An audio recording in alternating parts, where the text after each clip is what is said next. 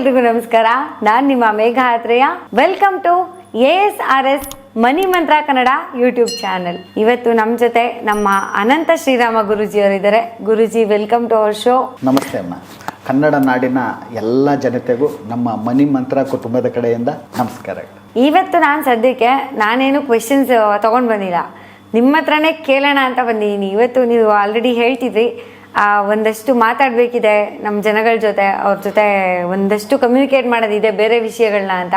ಇವತ್ತು ನಮ್ಮ ವಿಡಿಯೋದಲ್ಲಿ ಏನು ಹೇಳಕ್ಕೆ ಹೊರಟಿದ್ದೀರಾ ಗುರುಜಿ? ಅಮ್ಮ, ಇಲ್ಲಿ ನಮ್ಮ ಮನಿ ಮಂತ್ರ ಸಬ್ಜೆಕ್ಟ್ಗೆ ಬಂದ ತಕ್ಷಣನೇ ಈಗ ನಮ್ಮ ಜನ ಎಲ್ಲ ಏನು ಅಂದ್ಕೊಂಡಿದ್ದಾರೆ ಅಂದರೆ, ದುಡ್ಡನ್ನು ನಾವು ಸಂಪಾದನೆ ಮಾಡಬೇಕು, ದುಡ್ಡನ್ನು ಸಂಪಾದನೆ ಮಾಡಬೇಕು ಅಂತ ಹೇಳ್ತಾ ಇದ್ದಾರೆ. ತುಂಬ ಸುಲಭವಾಗಿ ಸಂಪಾದನೆ ಮಾಡಬೇಕು ಅಂತ ಹೇಳ್ತಾ ಇದ್ದಾರೆ. ಯಾವ ರೀತಿ ನಾವು ಸಂಪಾದನೆ ಮಾಡ್ಕೊಬೇಕು ಅಂತ ಹೇಳ್ತಾ ಇದ್ದಾರೆ ಅಲ್ವಾ? ಇದು ಜನಗಳಲ್ಲಿರುವಂತಹ ಒಂದು ಮನಸ್ಸಿನಲ್ಲಿ ಕೊರಗ್ತಾ ಇರುವಂಥದ್ದು. ಇದನ್ನು ನಾವು ಯಾವ ರೀತಿ ಹೇಳ್ತೀವಿ ಅಂದರೆ, ಇದು ಸಂಪಾದನೆ ಮಾಡೋದಲ್ಲ. ಇದು ಯಾವ ರೀತಿ ಅಂತಂದರೆ, ನಿಮ್ಮ ಹಣವನ್ನು ನೀವೇ ಸೃಷ್ಟಿಸ್ಕೊಬೇಕು. ನಿಮಗೆ ಏನು ಬೇಕು, ಹಣ ಒಂದೇ ಅಲ್ಲ, ಇಲ್ಲಿ ನಿಮಗೆ ಏನು ಬೇಕು ಅನ್ನೋದನ್ನು ನೀವೇ ಸೃಷ್ಟಿಸ್ಕೊಬೇಕು ಅಂತ ನಾವು ಹೇಳ್ತೀವಿ. ಅದೇ ಗುರುಜಿ, ನಾವು ಹೇಗೆ ಸೃಷ್ಟಿ ಮಾಡ್ಕೊಳಕ್ಕಾಗತ್ತೆ ಅಂತ? ಇಲ್ಲಿ ಸೃಷ್ಟಿ ಮಾಡ್ಕೊಳೋದಕ್ಕೆ ಈಗ ಸೃಷ್ಟಿ ಮಾಡ್ಕೊಂಡಿರೋದಲ್ಲಮ್ಮ, ಇದು ನಾವು ಚಿಕ್ಕ ಹುಡುಗರಾಗಲಿಂದ ಆಗಲೇ ನಾವು ಸೃಷ್ಟಿ ಮಾಡ್ಕೊಂಡ್ಬಿಟ್ಟಿದ್ದೀವಿ. ಏನು ಸೃಷ್ಟಿ ಮಾಡ್ಕೊಂಡ್ಬಿಟ್ಟಿದ್ದೀವಿ ಗೊತ್ತಾ? ಈಗ ನಾವು ಚಿಕ್ಕ ಹುಡುಗರಾಗಿದ್ದಾಗ ಮೊದಲು ಏನು ಬಂತು? ಬ್ಲ್ಯಾಕ್ ಆ್ಯಂಡ್ ವೈಟ್ ಟಿವಿ ಬಂದಿತ್ತು. ಹೌದು, ಗೊತ್ತಲ್ವಾ? Black and white TV. ಆಗ ನಾವೆಲ್ಲ ಏನು ಅನ್ಕೊತಾ ಇದ್ವಿ ಅಂದರೆ, ನಮಗೆ ಕಲರ್ ಟಿವಿ ಬಂದಿದ್ರೆ ಚೆನ್ನಾಗಿತ್ತು. ಹೌದು, ಎಷ್ಟು ಚೆನ್ನಾಗಿರ್ತಿತ್ತು ಅಂತ ಅಲ್ವಾ? ಇದೇ ಕಲರ್ ಬಂದಿದ್ರೆ ನಮಗೆ ಚೆನ್ನಾಗಿತ್ತು, ಕಲರ್ ಟಿವಿ ನೋಡಬೇಕಾಗಿತ್ತು ಅಂತ ನಮ್ಗೆ ಆಸೆ ಆಗ್ತಾ ಇತ್ತು. ಆಗ ನಾವೇನು ಮಾಡಿದ್ದೀವಿ? ಸೃಷ್ಟಿ ಮಾಡಿದ್ದೀವಿ. ಏನಂತ? ನಮಗೆ ಕಲರ್ ಟಿವಿ ಬೇಕು ಅಂತ ಸೃಷ್ಟಿ ಮಾಡಿದ್ದೀವಿ. ನಂತರ ಏನಾಯಿತು? ತುಂಬ ಸ್ವಲ್ಪ ವರ್ಷಗಳಾದ ನಂತರ ಅದು ಕಲರ್ ಟಿವಿ ಬಂತು. ಆ ಕಲರ್ ಟಿವಿ ಬಂದ ತಕ್ಷಣ ಎಲ್ಲರ ಮನೆಗೂ ಕಲರ್ ಟಿವಿ ಬಂದಿಲ್ಲ ಅಲ್ವಾ? ಹೌದು, ಯಾರೋ ಒಂದಷ್ಟು ಜನದ ಮನೆಯಲ್ಲಿ ಮಾತ್ರ, ಅಷ್ಟು ಜನ ಮನೆಯಲ್ಲಿ, ಆ ಶ್ರೀಮಂತರ ಮನೆಯಲ್ಲಿ ಮಾತ್ರ ನಾವು ಕಲರ್ ಟಿವಿಯನ್ನು ನೋಡ್ತಾ ಇದ್ವಿ.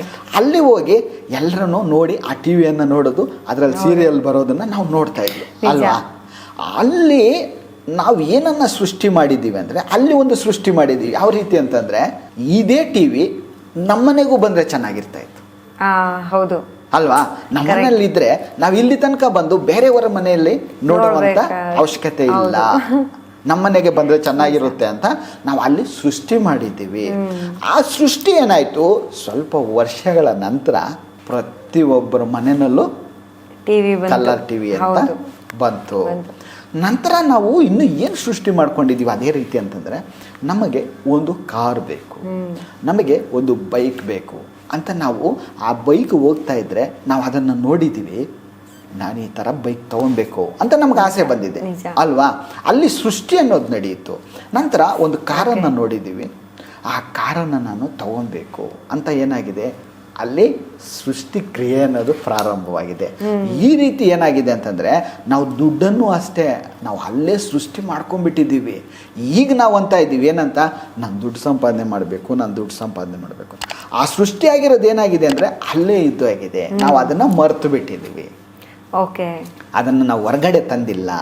ಹೊರಗಡೆ ತಂದು ಅದನ್ನು ನಾವು ಏನು ಪದೇ ಪದೇ ಅಫರ್ಮೇಷನ್ ಥರ ನಾವು ಕೊಟ್ಟರೆ ಸಬ್ಕಾನ್ಷಿಯಸ್ ಮೈಂಡ್ಗೆ ಅದು ಏನಾಗುತ್ತೆ ಅಂತಂದರೆ, ನಮ್ಮ ಎದುರುಗಡೆ ಬರುತ್ತೆ, ನಮ್ಮ ಹತ್ರ ಬರುತ್ತೆ, ನಮ್ಮ ಮನೆಗೂ ಬರುತ್ತೆ. ಆ ರೀತಿಯಾಗಿ ಸೃಷ್ಟಿಯನ್ನು ಮಾಡ್ಕೊಬೇಕು. ಈ ರೀತಿ ಸೃಷ್ಟಿ ಮಾಡ್ಕೊಂಡಾಗ ನಿನಗೆ ಏನು ಬೇಕೋ ಎಲ್ಲವನ್ನ ಸೃಷ್ಟಿ ಮಾಡ್ಕೊಬೋದು. ಆದರೆ ಅದು ಲೇಟಾಗಿ ಬರ್ತಾ ಇತ್ತು. ಯಾಕೆಂತಂದರೆ ನಾವು ಚಿಕ್ಕ ಹುಡುಗರಾಗ ನಾವು ಒತ್ತಡವನ್ನು ಕೊಟ್ಟಿಲ್ಲ, ನಮ್ಮ ಆಲೋಚನೆಯನ್ನು ಪದೇ ಅದಕ್ಕೆ ಕೊಟ್ಟಿಲ್ಲ, ಅದಕ್ಕೆ ಲೇಟ್ ಆಗಿದೆ.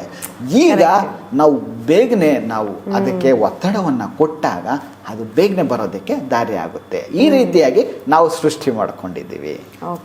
ಈಗ ಏನೇ ಸೃಷ್ಟಿ ಮಾಡ್ಕೋಬಹುದು ನಾವು ಅಂತ ಅಮ್ಮ, ಇದರಲ್ಲಿ ಏನು ಬೇಕೋ ಅದು ಎಲ್ಲ ಸೃಷ್ಟಿ ಮಾಡ್ಕೊಬೋದು. ಇದಕ್ಕೆ ಒಂದು ಉತ್ತಮವಾದ ಒಂದು ಎಕ್ಸಾಂಪಲ್ ಅನ್ನು ಕೊಡ್ತೀನಿ. ಉದಾಹರಣೆಯನ್ನು ಕೊಟ್ಟಾಗ ನಿಮ್ಗೇನಾಗುತ್ತೆ ಅಂದರೆ ಇದು ಕರೆಕ್ಟಾಗಿ ಅರ್ಥ ಆಗುತ್ತೆ. ಈಗ ಒಬ್ಬ ಹುಡುಗ ಇದ್ದಾನೆ, PUC ಓದ್ತಾ ಇದ್ದಾನೆ. ಅವನ ಫ್ರೆಂಡು ಒಂದು 2 ವೀಲರನ್ನು ತಗೊಂಬಂದಿದ್ದಾನೆ. ಅದು ಯಾವ 2 ವೀಲರ್ ಅಂತಂದಾಗ, ಅದು Splendor plus black colour 2 wheeler. ಓಕೆನಾ?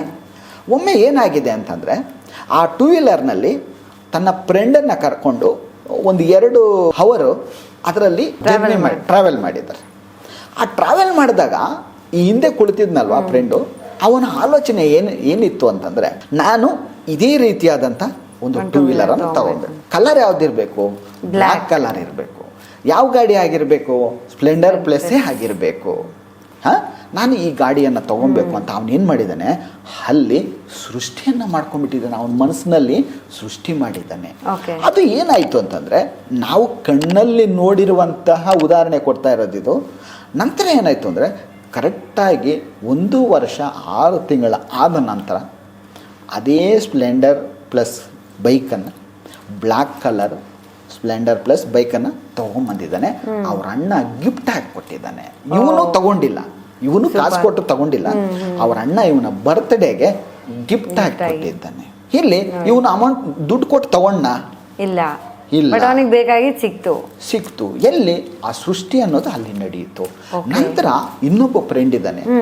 ಆ ಫ್ರೆಂಡ್ ಏನು ಮಾಡಿದ್ದಾನೆ ಅಂತಂದರೆ, ಯಾವಾಗ್ಲೂ ಈ ಇನೋವಾ ಕ್ರಿಸ್ಟಾ ವೈಟ್ ಕಲರ್ ಕಾರನ್ನು ನೋಡ್ತಾ ಇರ್ತಾ ಇದ್ದ. ರಸ್ತೆಯಲ್ಲಿ ಎಲ್ಲೇ ಹೋಗಲಿ ಅದನ್ನು ಅಬ್ಸರ್ವ್ ಮಾಡ್ತಾ ಇದ್ದ. ಅದು ಯಾಕೆ ಅವನಿಗೆ ಆ ಇಂಟ್ರೆಸ್ಟ್ ಬಂತು ಮೈಂಡ್ಗೆ ಅಂತಂದಾಗ, ಅದರಲ್ಲಿ MLAಗಳೆಲ್ಲ ಓಡಾಡ್ತಾರೆ. ಆ ಕಾರನ್ನು ನೋಡಿದ ತಕ್ಷಣ, ಇನೋವಾ ಕ್ರಿಸ್ಟಾ ವೈಟ್ ಕಲರ್ ಕಾರನ್ನು ನೋಡಿದ ತಕ್ಷಣ, ಎಲ್ಲೇ ಹೋಗ್ತಾ ಇರಲಿ ಈ ಕಾರು ನಾನು ತಗೊತೀನಿ, ಈ ಕಾರು ನೆಕ್ಸ್ಟ್ ನಾನು ತಗೊತೀನಿ ಅನ್ನೋದು ಅವನ ಮೈಂಡ್ನಲ್ಲಿ ಪದೇ ಪದೇ ಪದೇ ಪದೇ ಏನಾಗಿದೆ ಅಂತಂದರೆ, ಸಬ್ಕಾನ್ಷಿಯಸ್ ಮೈಂಡಲ್ಲಿ ಫೀಡ್ ಮಾಡಿದ್ದಾನೆ ಅವನು. ಎಲ್ಲೇ ಆ ಕಾರನ್ನು ಹೋಗ್ತಾ ಇರೋದನ್ನು ನೋಡಿದಾಗ ಅವನಿಗೆ ಏನು ಅನಿಸ್ತಾ ಇದೆ ಅಂದರೆ, ಈ ಕಾರನ್ನು ನಾನು ತಗೊಬೇಕು ಅನ್ನೋದೇ ಅವನ ಮೈಂಡಲ್ಲಿ ಕೂತ್ಕೊಂಡಿದೆ. ಆ ಕೂತ್ಕೊಂಡಾಗ ಏನಾಯಿತು ಅಂತಂದರೆ, ಅದೇ 2024 ಡಿಸೆಂಬರಲ್ಲಿ ಇನೋವಾ ಕ್ರಿಸ್ಟಾ ವೈಟ್ ಕಲರ್ ಕಾರನ್ನು ಅವನು ತೊಗೊಂಬಂದಿದ್ದಾನೆ. ಅದು ಶೋರೂಮಿಂದ, ಟೊಯೋಟೋ ಶೋರೂಮಿಂದ ವೈಟ್ ಕಲರ್ ಕಾರು ಇನೋವಾ ಕ್ರಿಸ್ಟಾವನ್ನು ತೊಗೊಂಬಂದಿದ್ದಾನೆ. ಇದು ಹೇಗಾಯಿತು? ಎಲ್ಲಿ ಸೃಷ್ಟಿ ಆಯಿತು? ಮನಸ್ಸಲ್ಲಿ, ಬ್ರೈನಲ್ಲಿ. ಅದು ಇವನೇ ಹೋಗಿ ಶೋರೂಮಲ್ಲಿ ಆ ಕಾರನ್ನು ತಗೊಂಡಿದ್ದಾನೆ ಅಂತಂದಾಗ ಅವನಿಗೆ ಯಾವ ರೀತಿ ಇದೆಲ್ಲ ಪ್ರೇರಣೆ ಆಯಿತು ಅನ್ನೋದನ್ನು ನಾವು ಆಲೋಚನೆ ಮಾಡಬೇಕು. ಇಲ್ಲಿ ಯಾವ ರೀತಿ ಇದನ್ನು ನಾವು ಸೃಷ್ಟಿ ಮಾಡ್ತಾ ಇದ್ದೀವಿ ಅಂತಂದಾಗ, ನಮ್ಮ ಸಬ್ಕಾನ್ಷಿಯಸ್ ಮೈಂಡಲ್ಲಿ ನಮ್ಮ ಆಲೋಚನೆಗಳಿಗೆ ಒತ್ತಡವನ್ನು ಕೊಟ್ಟಾಗ ಅದು ವಿದ್ಯುತ್ ಅಯಸ್ಕಾಂತ ಶಕ್ತಿಯಾಗಿ, ಅದು ಪ್ರೇರಣೆಯಾಗಿ, ಅದು ಬೇಗನೆ ರೂಪಾಂತರ ತಾಳಿ ನಮ್ಮ ಮುಂದೆ ಬರುತ್ತೆ. ಅದು ತಿಳ್ಕೊಬೇಕು ಅಂತಂದಾಗ, ಯಾವ ರೀತಿ ಇದು ನಾವೇನೋ ಹೇಳ್ತಾ ಇದ್ದೀವಿ, ಅದು ಹೇಗೆ ಬಂದ್ಬಿಡುತ್ತೆ ಅಲ್ವಾ? ದುಡ್ಡು ಬೇಕಲ್ವಾ? ನಾವು ಡೌಟ್ ಬಂದೇ ಬರುತ್ತೆ. ಆಬ್ವಿಯಸ್ಲಿ ಪ್ರಾಕ್ಟಿಕಲ್ ಆಗಿ ಯೋಚನೆ ಮಾಡಿದ್ರೆ ಅನ್ಕೊಂಡ ತಕ್ಷಣ ಬಂದ್ಬಿಡುತ್ತಾ ದುಡ್ಡು ಬೇಕಲ್ವಾ ಅಂತ. ಇವರೇನೋ ಹೇಳ್ತಾರೆ, ಅನ್ಕೊಂಡ್ರೆ ಅದು ಹೆಂಗೆ ಬಂದ್ಬಿಡುತ್ತೆ ಅಲ್ವಾ ಅನ್ನೋದು ಮನಸ್ಸಿನಲ್ಲಿ ಕೊರಗ್ತಾ ಇರುತ್ತೆ. ಇದಕ್ಕೆಲ್ಲನೂ ಉತ್ತರ ಬೇಕು ಅಂತಂದರೆ, ಒಮ್ಮೆ ಅವರ ಡೌಟ್ ಏನೇ ಇರಲಿ ಅದೆಲ್ಲ ಕ್ಲಿಯರ್ ಆಗಬೇಕು ಅಂತಂದರೆ, ಒಮ್ಮೆ ನಮ್ಮ ಮನಿ ಮಂತ್ರ ಕ್ಲಾಸನ್ನು ಅಟೆಂಡ್ ಆದಾಗ ನೀವು ನೋಡಿದಾಗೆ ಆ ಡೌಟ್ಗಳೆಲ್ಲ ಏನಿರುತ್ತೆ ಅದೆಲ್ಲ ಔಟ್ ಆಗುತ್ತೆ. ಆಗ ಅವನ ಮೈಂಡಲ್ಲಿ ಕ್ಲಿಯರಿಟಿ ಅನ್ನೋದು ಬರುತ್ತೆ. ತುಂಬಾ ಖುಷಿ ಆಯಿತು ಗುರೂಜಿ, ಯಾಕಂದರೆ ನಾನೇನು ಕ್ವೆಶನ್ ಫ್ರೇಮ್ ಮಾಡಿರಲಿಲ್ಲ ಇವತ್ತು. ನೀವಾಗೆ ಒಂದಷ್ಟು ವಿಷಯಗಳನ್ನ, ಅಂದರೆ ಜನಕ್ಕೆ ಯಾವುದು ಹೇಗೆ ಮ್ಯಾನಿಫೆಸ್ಟ್ ಮಾಡಿದ್ರೆ ಹೇಗೆ ಬರುತ್ತೆ ಅನ್ನೋದನ್ನ ಸಂಪೂರ್ಣವಾಗಿ ವಿವರವಾಗಿ ತಿಳಿಸ್ಕೊಟ್ರಿ. ಐ ಹೋಪ್ ನಿಮಗೂ ಎಲ್ಲ ಈ ವಿಡಿಯೋ ತುಂಬಾ ಯೂಸ್ಫುಲ್ ಆಯಿತು ಅಂತ ಅನಿಸುತ್ತೆ. ಆ್ಯಂಡ್ ನಿಮಗೂ ಕೂಡ ನಂತರ ಡೌಟ್ ಬಂದಿರ್ಬೋದು, ಹೇಗೆ ಅಂದ್ಕೊಂಡ ತಕ್ಷಣ ಹೇಗೆ ಬಂದ್ಬಿಡುತ್ತೆ ನಮಗೆ. ಈಗ ಒಬ್ರಿಗೇನೋ ಗಿಫ್ಟಾಗಿ ಬಂತು, ಇನ್ನೊಬ್ಬರಿಗೆ ಅವರೇ ಇನ್ವೆಸ್ಟ್ ಮಾಡಿ ತೊಗೊಂಡಿದ್ದು. ಹಾಗೆ ಇದೆಲ್ಲ ಒಂದಲ್ಲ ಒಂದು ರೀತಿಲಿ ವರ್ಕ್ ಆಗುತ್ತೆ ಅಂತ ಗುರೂಜಿ ಹೇಳಿದ್ರು. ಅದು ಹೇಗೆ ವರ್ಕ್ ಆಗುತ್ತೆ, ನಿಮಗೆ ಹೇಗೆ ಸಿಗುತ್ತೆ ಅಂತ ನೀವು ತಿಳ್ಕೊಬೇಕಂದ್ರೆ, ಇದು ಎಲ್ಲ ನಮ್ಮ ಕಣ್ಣು ಮುಂದೆ ನಾವು ನೋಡಿರುವಂಥದ್ದು. ಇದನ್ನು ನಾವು ಕ್ಲಾಸಲ್ಲಿ ಬೇಕಾದ್ರೆ ನಿಮ್ಗೆ ತೋರಿಸೋದಕ್ಕೆ ರೆಡಿ ಆಗಿರ್ತೀವಿ. ಸೂಪರ್ ನೋಡಿ, ವಿತ್ ಪ್ರೂಫ್ ತೋರಿಸ್ತಾರಂತೆ ಕ್ಲಾಸಲ್ಲಿ. ಸೊ ಯಾರಿಗಾದ್ರೂ ಏನಾದರೂ ಡೌಟ್ಸ್ ಇದೆ ಕಮೆಂಟು ಮಾಡಬಹುದು. ಹಾಗೆ ನಮ್ಮ ಕ್ಲಾಸ್ಗೆ ಅಟೆಂಡ್ ಮಾಡಿ ಇನ್ನೂ ಹೆಚ್ಚಿನ ಮಾಹಿತಿಗಳನ್ನ ಪಡ್ಕೋಬಹುದು. ಹಾಗೆ ಈಗ ಏನು ಡೌಟು ಉಟ್ಕೊಂಡಿದೆಯಲ್ಲ ಒಳಗಡೆ, ದುಡ್ಡಿಲ್ಲದೆ ಇದ್ರೂ ಹೇಗೆ ಸಿಗುತ್ತೆ ನಮಗದು ನಾವು ಬಯಸಿದ್ದು ಅಂತ, ಆ ಡೌಟ್ಸ್ಗಳನ್ನ ಕೂಡ ಕ್ಲಾಸಲ್ಲಿ ಕ್ಲಿಯರ್ ಮಾಡ್ಕೋಬೋದು ಅಂತ ಹೇಳ್ತಾ, ಗುರೂಜಿ ನಿಮಗೆ ತುಂಬ ಧನ್ಯವಾದಗಳು. ನಮಸ್ತೆ ಅಮ್ಮ. ಸರ್ವೇ ಜನ ಸುಖಿನೋ ಭವಂತು. ಎಲ್ಲರೂ ಶ್ರೀಮಂತರಾಗಲಿ. ಹಾಗೆ ವಿಡಿಯೋ ನೋಡ್ತಾ ಇರೋ ನಿಮ್ಮೆಲ್ರಿಗೂ ಧನ್ಯವಾದಗಳು. ತುಂಬ ಉತ್ತಮ ಮಾಹಿತಿಗಳಿಗಾಗಿ ನಮ್ಮ ಕ್ಲಾಸಸ್ನ ಅಟೆಂಡ್ ಮಾಡಿ. ಹಾಗೆ ಬೇಸಿಕ್ ಇನ್ಫಾರ್ಮೇಷನ್ಸ್ ಎಲ್ಲ ಬೇಕು ಅಂದರೆ ನಮ್ಮ ASRS ಕನ್ನಡ ಮನಿ ಮಂತ್ರ ಯೂಟ್ಯೂಬ್ ಚಾನಲ್ನ ಫಾಲೋ ಮಾಡ್ತಾ ಇರಿ.